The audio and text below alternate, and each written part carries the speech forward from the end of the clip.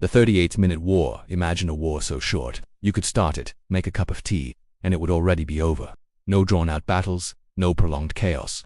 Just 38 minutes of thunder, fire, and history's shortest war concluded before most people in London even opened their eyes. This is the unbelievable story of the Anglo-Zanzibar War. Today we're traveling back to the late 19th century, an age of empires, ironclads, and political chess games. A time when a single refusal, a single act of defiance, could ignite a conflict in the blink of an eye.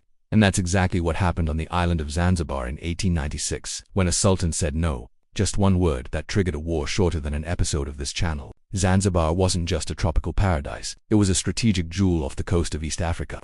Great Britain had strong political influence there, and the region served as a key point in their imperial network. But in August 1896, the political landscape shifted. The ruling Sultan Hamad bin Thuwaini suddenly died. Almost immediately, his cousin Khalid bin Bargash seized the palace and proclaimed himself the new sultan. There was one massive problem. Britain had not approved this.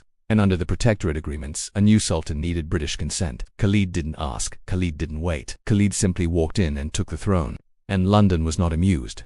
The British authorities in Zanzibar sent a clear message: Khalid must step down immediately. But Khalid wasn't budging. He barricaded himself inside the palace. He gathered supporters, soldiers, and artillery. And he sent back a message that made history possible: I will not surrender.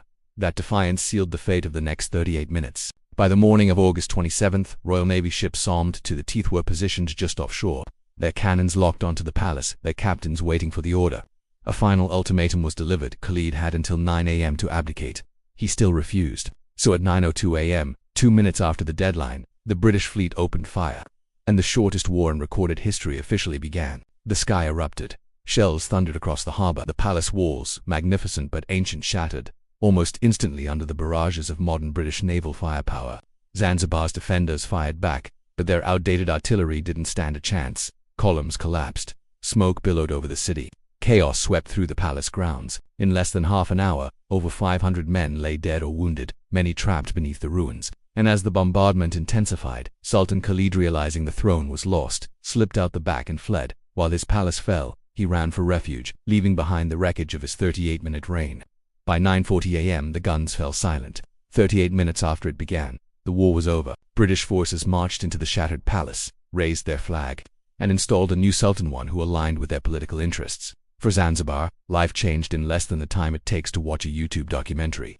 And for historians, a bizarre fact was etched into the record books. This was the shortest war the world has ever seen. Back in London, people were just waking up, stretching, yawning, preparing for a normal day. Most had no idea that halfway across the world an entire war had begun and ended before breakfast. A clash of politics, pride, and power, compressed into a single, explosive moment in time.